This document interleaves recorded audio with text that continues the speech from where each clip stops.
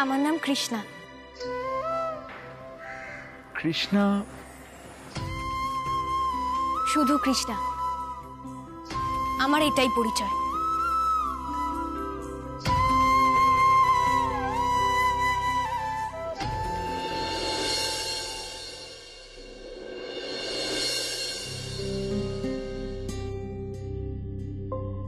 চিন্তা করবেন না, আমার কৃষ্ণার সাথে কথা হলো, ওরা কিছুক্ষণে ফিরে আসবে। আচ্ছা, আপনি যদি পারমিশন দেন তাহলে আমি আপনার একটা কথা বলতে চাই। বলছিলাম কিছুক্ষণ আগে আপনাকে বললাম যে ঘুমটা পরে পার্টিতে আসবেন না, আপনার খারাপ লেগেছে তাই তো? আপনি ভালো মানুষ, তাই তাই না বলছেন, কিন্তু খারাপ লাগাটা স্বাভাবিক। দেখুন, আমি আপনাকে ইনসাল্ট করতে চাইনি, কিন্তু আমি চাই না আপনাকে অন্য কেউ ইনসাল্ট করুক।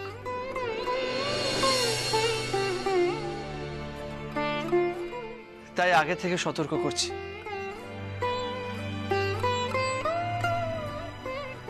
আজকের পার্টিতে অনেকে আসবে, আমি চাই আপনিও আসুন। আর আপনি আসলে সব থেকে বেশি খুশি হবে কৃষ্ণা। আমি বলছিলাম যে আপনার যদি ঘুমটা না দিয়ে আসতে অস্বস্তি হয় তাহলে আপনি ঘুমটা দিয়ে আসুন, কিন্তু আপনাকে কয়েকটা কথা বলে রাখতে চাইছি।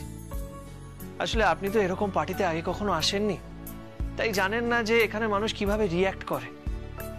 মানে আপনি ঘুমটা দিয়ে থাকবেন, অনেকে অনেক কিছু জিজ্ঞেস করবে এক্সাইটেড হয়ে, আপনি শুধু ভয় পেয়ে যাবেন না। প্লিজ, এটা আমি রিকোয়েস্ট করছি, আপনি শুধু একটু কনফিডেন্ট থাকবেন, দ্যাটস ইট। এই দেখো, হ্যাঁ তুই এইখানে, এদিকে তোর বাবা আর দাদা তোকে খুঁজে খুঁজে হয়রান। মা, আমি ওনাকে একটু কৃষ্ণার ব্যাপারে বলতে এসেছিলাম। তুমি তো জানো উনি একটু বেশি টেনশন নেন, তাই না? হ্যাঁ, তা তো নেই, তা ভালোই করেছিস। কিন্তু নিখিল, অরুণ বললো যে তুই নাকি আজকে অফিস যাবি। মা, কিছুক্ষণের জন্য যাব, মানে দুটো পেপার সাইন করার আছে, সাইন করে আবার চলে আসবো। কি যে করিস না তোরা, আজকে একটা বাড়িতে আনন্দের অনুষ্ঠান হচ্ছে, তার মধ্যেও তোর অফিস যাওয়া দরকার পড়ে গেল। ওফ মা, 31st এর পার্টি তো রাতে, আমি অনেক তাড়াতাড়ি ফিরে আসবো। হ্যাঁ, ওই বিদ্যাটি তোমার ভালোই জানা আছে, মাকে যা বোঝাবে মা তো তাই বুঝে যাবে। মা তো চিরকালই বোকা, তাই না? মা তুমিও না। আচ্ছা, রেগে যেও না, রেগে যেও। ঠিক আছে না বাবা। আর বিজলি, তুই একটু ওনার সাথে থাকতে পারিস না এখানে? উনি তো এখানে নতুন, কোথায় কি আছে উনি জানেন না, একটু হেল্প করতে পারিস না? এই নিখিল, এসব মেয়েলি ব্যাপারে তোকে মাথা ঘামাতে হবে না। লক্ষ্মীমন্ত মেয়েরা না রান্নাঘরে পা রাখলেই সব শিখে যায়, আর ও খুব ভালো মেয়ে। আর তাছাড়া দুদিন রেঁধেছে না, আগেও তো রেঁধেছে। আর এখন তো রোজ কৃষ্ণ পুজো করে, আমাদের বাড়ির সবকিছু একটু একটু করে জেনে যাচ্ছে রে। ও ছোটদাদা বাবু, তুমি একদম চিন্তা করো না, আমাদের অনুরাধা দিদি কিন্তু বেশ চটপটে। কদিন হলো তো দেখছি, এরকম ঘোমটার আড়ালে ভয় ভয় থাকলে কি হবে, যেই কাজটার কথা নিজের মুখে একবার বলে সেটা নিজে নিজেই করে ফেলে।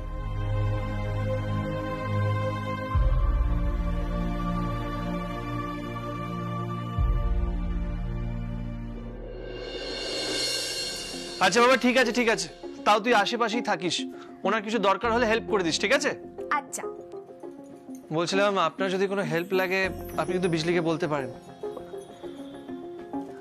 আসি মা। দাঁড়া দাঁড়া, শোন না, তাড়াতাড়ি বাড়ি ফিরিস, আর বাড়িতেই ফিরবি, অন্য কোথাও যাস না বাবা। কেন টেনশন নিচ্ছ মা, বর্দা ভাইও তো আমার সাথে থাকবে, তাড়াতাড়ি ফিরে আসবো।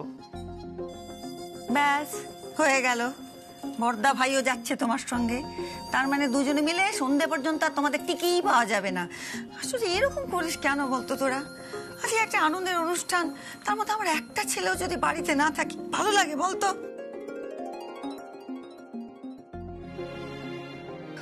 আচ্ছা বাবা, মা এত আপসেট হতে হবে না, আমি তাড়াতাড়ি ফিরে আসবো, তুমি একদম টেনশন নিও না। শান্তি, আর ছেলে বলেও না কথা বলতে হবে না, শান্তি। মায়ের শান্তির খেয়াল একবার তোমরা রেখে উল্টে যাচ্ছ। যা যা যা, ওরকম তাড়াতাড়ি যা, তাড়াতাড়ি গেলে অন্তত তাড়াতাড়ি ফিরে আসতে পারবি। যা, সাবধানে যাস। ও অনুরাধা, বলছি তোমার কোনো অসুবিধা হচ্ছে না তো? হচ্ছে না? বলছি একটা কথা বলবো, তুমি আজকে এই রান্না বান্নার দায়িত্বটা নিয়ে বড় উপকার করলে গো। আসলে কি হয়েছে জানো, আমার দিদি ভাই সে তো বড় বৌমাকে অনেক কাজের দায়িত্ব দিয়ে গেছে, বুঝলে না? আজকে তো পার্টি, অনেক বন্ধু বান্ধব আসবে, ঘর টর সুন্দর করে সাজিয়ে রাখতে হবে। ওনার আবার জেম্মা কাজ না করে দিলে হবে না তো, তাই বড় বৌমা ওইদিকে ব্যস্ত। তুমি রান্না না করলে তো আমাদের বাইরে থেকে খাবার কিনে খেতে হতো। ও বলছি যে কি কি রাঁধলে বলো তো, একবার একটু খুলে দেখবো। কি গো, দেখবো?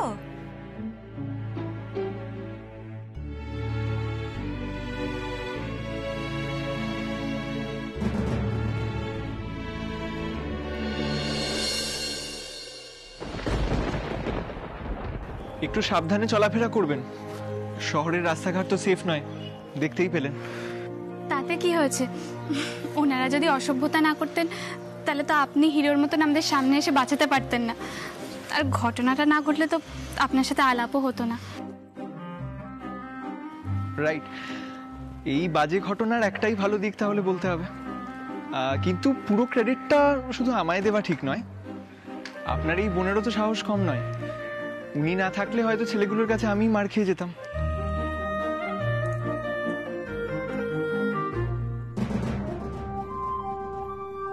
আমার তো ওনাকে থ্যাঙ্কস বলা উচিত। Krishna, thank you. দিদি ভাই, এবার চলো বাড়ি যাই। বাড়ির সবাই নিশ্চয়ই আমাদের নিয়ে খুব চিন্তা করছে, আর পার্টির আয়োজনও নিশ্চয়ই বাকি আছে এখনো। হ্যাঁ কৃষ্ণা, চলো। আর আপনাকে বলছি, thank you very much once again. By the way, আপনাদের বাড়িটা কত দূর? যেতে অসুবিধা হবে না তো? হ্যাঁ হ্যাঁ, আমরা চলে যাব। আমাদের ড্রাইভার আছে তো, ওনাকে একটা জিনিস কিনতে দিয়েছি, উনি এক্ষুনি চলে আসবেন।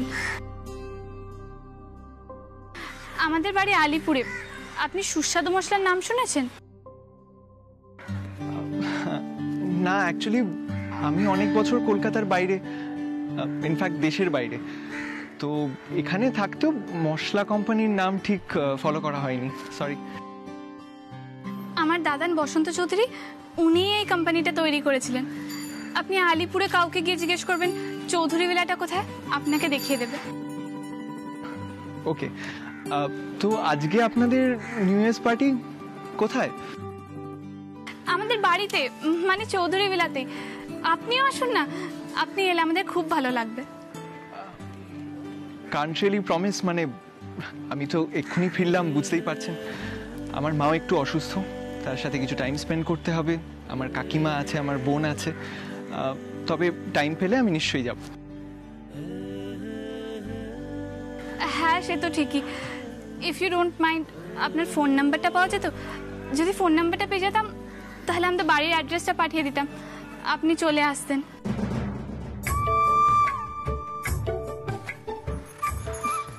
ও দিদি ভাই, তুমি তো ওনাকে ধন্যবাদ জানালে, অচেনা একজন মানুষের নাম্বার নিয়ে কি হবে? কৃষ্ণা, তুমি থামো তো। ও, এ তো কাঁচকলার কোপ্তা, তাই না? আর কি রাঁধলে দেখি? ও বাবা, এ তো দেখছি ফুলকপির ডাল।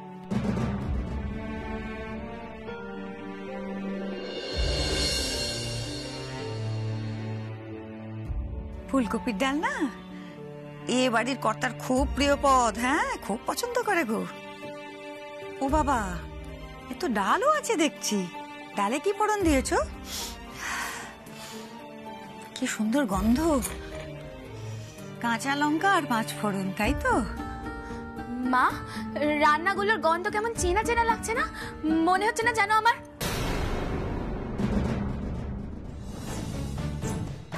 কি হলো, থামলি কেন? বল, যেন আমার। চুপ করে রইলি কেন? বল, কারোর সঙ্গে রান্নায় মিল পাচ্ছিস, তাই তো? মানে মা, গন্ধটা আমারও খুব চেনা চেনা লাগছে। গন্ধ পেয়ে তো আমি দেখতে এলাম। তা দেখতে এলে যখন বলেই ফেলো না, স্পষ্ট করে বলে ফেলো কার রান্নার মতন গন্ধ লাগছিল। হ্যাঁ, আমার রান্নার সঙ্গে কি করে এবারের কারো রান্নার মিল হয়? যখন পিঠে করেছিলাম তখনও ওনারা... নামটা নিলে তো তুমি আবার কান্নাকাটি করবে। বলো কাঁদবে না, তাহলে আমি বলবো। এই দেখো, আজকে একটা শুভ দিন, আজকে আমি কান্নাকাটি করে কেন অশুভ কাণ্ড ঘটাবো? হ্যাঁ, আসলে কি হয়েছে জানো বড় বৌমা, বয়স হয়েছে তো, আজকাল আর কিছু মনে থাকে না। আর তাছাড়া আবার অনেক সময় মনে না থাকার ভানও তো করতে হয়, নইলে বাঁচবো কি করে বলো? কিন্তু এই জিনিস কি ভোলা যায়? তুমি বলো না, হ্যাঁ বলো, কার রান্নার গন্ধের সঙ্গে মিল পেয়েছো বলো। শ্যামার সাথে মা।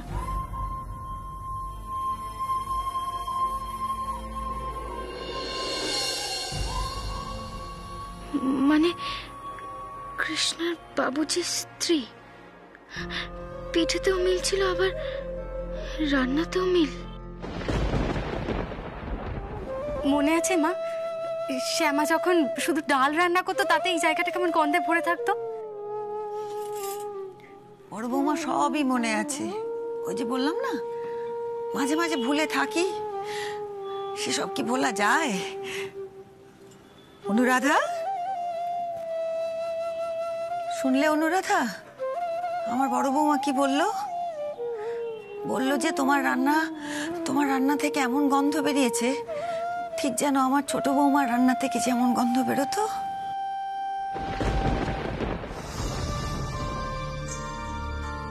আচ্ছা, তুমি এসব কেমন করে পারো বলো তো? এই দেখো না, কৃষ্ণ পুজোর দিন মতিচুরের পায়েস বানালে তো অবিকল আমার মেয়ে যেমন করে রাঁধতো সেই রকম। আবার ধরো পিঠে পার্বণের দিনে আমাদের বাড়ির শুদ্ধ সকলকে পিঠে পুলি খাওয়ালে সেও তো সেই শ্যামার মতন। হ্যাঁ, আবার আজকে রান্না করলে তার গন্ধ বেরিয়েছে, সেও তো তারই মতন। কেমন করে পারো তুমি এসব বলো না, কেমন করে পারো তুমি? কে তুমি?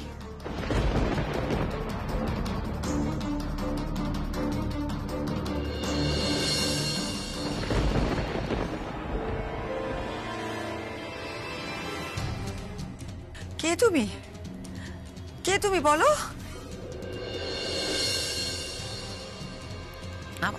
আমার না ইচ্ছা হয় মাঝে মাঝে, আমার বড় স্বাদ হয়, আমি তোমার ঘুমটাখানা খুলে তোমার মুখখানা দেখি।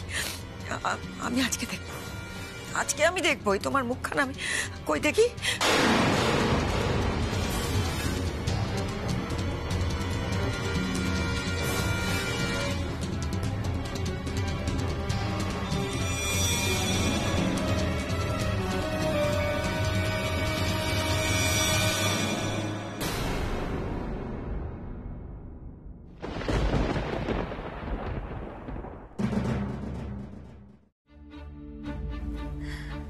হ্যাঁ বড় বৌমা, থাক, কিছু কিছু জিনিস অদেখা অজানাই ভালো, থাক।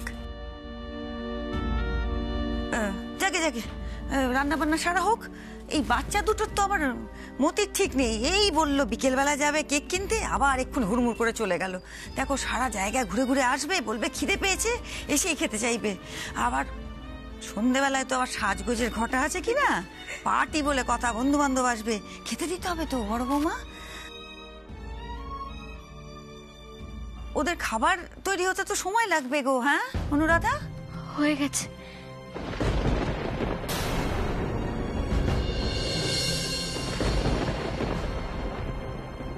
হ্যাঁ, কিছু বললে? ও মা, শুনতে পেলে না? অনুরাধা দিদি বললো ওর প্রায় হয়ে এসেছে, তাই না অনুরাধা দিদি? আচ্ছা ঠিক আছে, হয়ে গেলে যার যার খিদে পেয়েছে খেতে বসিয়ে দেওয়া হবে। ও বড় বৌমা, আজকের দিনে না একটা জিনিস আমার খুব ভালো লেগেছে। কি মা? দেখো, আমাদের মুন্নি দিদি ভাই আর কৃষ্ণাকে হিংসে করছে না কিন্তু। এটা দেখে আমার ভারী আনন্দ হয়েছে জানো তো। কেমন ছোট বোনের মতন আগলে আগলে রেখেছে। হ্যাঁ বলো।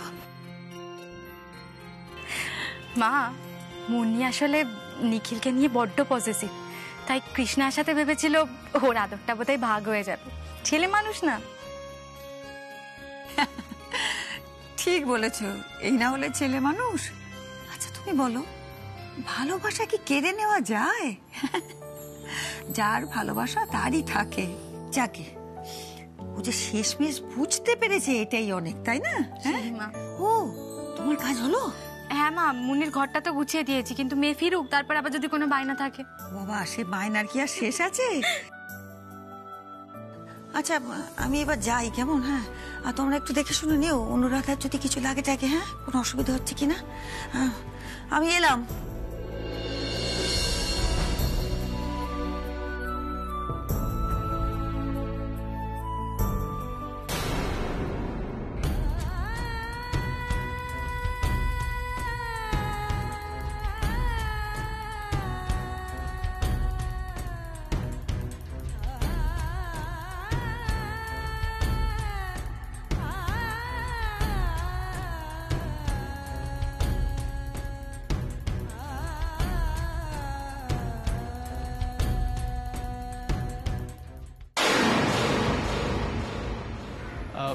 নাম্বার দিতে আমার কোনো অসুবিধা নেই, কিন্তু আমি তো এইমাত্র ফিরলাম, তো এখানে নাম্বারটা এখনো অ্যাক্টিভেট করা হয়নি। আর যে নাম্বারটা আছে সেটা বাইরের, তো ওটা দিয়েও কোনো লাভ হবে না। একটা কাজ করুন না, আপনাদের দুজনের বা একজনের নাম্বারটা আমায় দিয়ে দিন। আমার এখানের নাম্বারটা অ্যাক্টিভেট হয়ে গেলে আমি আপনাদের আমার নাম্বারটা টেক্সট করে দেবো। হ্যাঁ হ্যাঁ, আমার নাম্বারটা নোট করে নিন।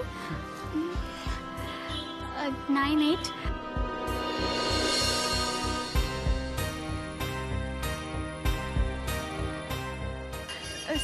6807। আপনাকে আমি আগেই ইনভাইট করে রাখলাম। আমার পাপার নাম নিখিল চৌধুরী আর আমার দাদানের নাম বসন্ত চৌধুরী। অ্যাড্রেসটা তো আপনাকে আগেই বলেছি। আপনি যদি রাতের সময় পান প্লিজ আসবেন, আমার বাড়ির লোক আপনাকে দেখে খুব খুশি হবে। Sure, I will try my best. আপনারা কিন্তু সাবধানে যাবেন। আমি এলাম, বাই বাই।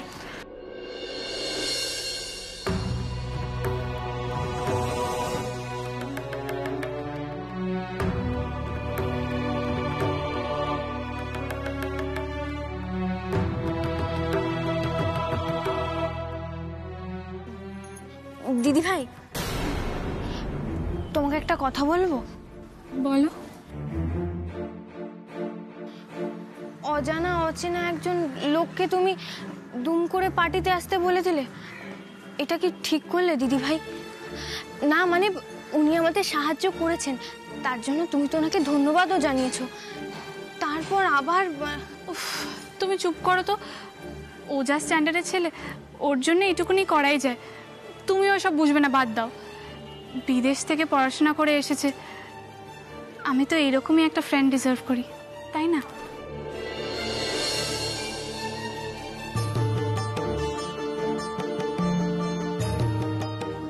দিদি ভাই, এই পৃথিবীর সব ভালো জিনিস তোমার জন্যই থাক। আসলে দিদি ভাই, আমি শুধু বলছিলাম একজন অচেনা অজানা। তুমি চুপ করো তো, এবার অনেক হয়েছে। সেই কখন আমি পাপাকে বলেছি আমরা গাড়িতে উঠে গেছি, এখনো আমরা উঠিনি। চলো তাড়াতাড়ি চলো।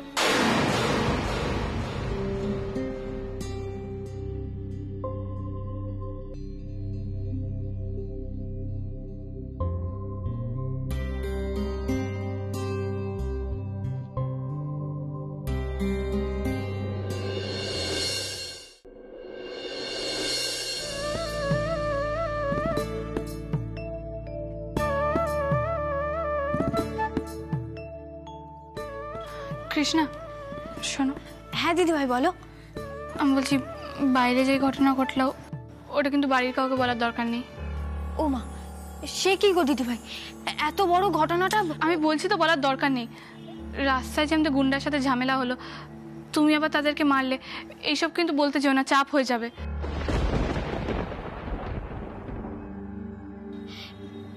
কেন দিদি ভাই?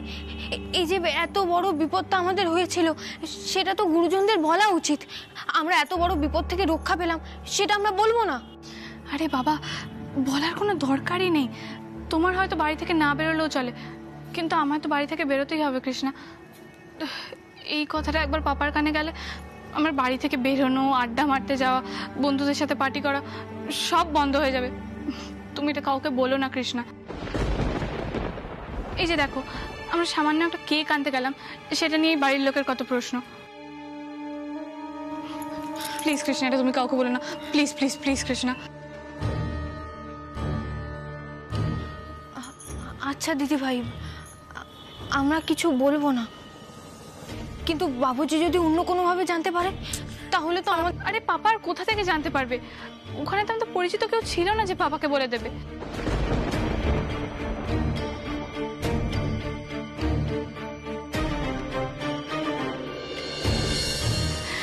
আর দেখো, আমাদের কি কোনো ক্ষতি হয়েছে? হয়নি তো। না, কিন্তু তাহলে অনিরুদ্ধ তো ঠিক সময় এসে আমাদের বাঁচিয়ে নিল, তাই না? আর তখন তো ড্রাইভার কাকাও ছিল না, ফলে ও তো কিছু বলতেও পারবে না, তাই না? তা হলেও দিদি ভাই, ওই ছেলেগুলো তো মোটেই ভালো মানুষ নয়। তুমিও তো একা একা রাস্তাঘাটে বেরো, আমাকেও তো মাঝে সাঝে বেরোতে হয়। তখন যদি কোনো ক্ষতি হয়ে যায়, আর অনিরুদ্ধ বাবুর মতো এত উপকারী মানুষ তো চট করে পাওয়াও যায় না দিদি ভাই। আরে আমি তো সবসময় বাড়ির গাড়ি নিয়েই বেরোই, আর তোমাকেও এখন পাপা বাড়ির গাড়ি ছাড়া কোথাও অ্যালাউ করে না। আমরা না হয় রাস্তাঘাটে যখন হাঁটবো একটু কেয়ারফুল থাকবো, গাড়ি থেকে একা একা নামবো না, তাহলেই তো হলো, বলো? আচ্ছা, কিন্তু ওই ছেলেগুলো হয়তো আমাদের কোনো ক্ষতি করলো না, কিন্তু অনিরুদ্ধ বাবু যদি কোনো ক্ষতি করে দেয়?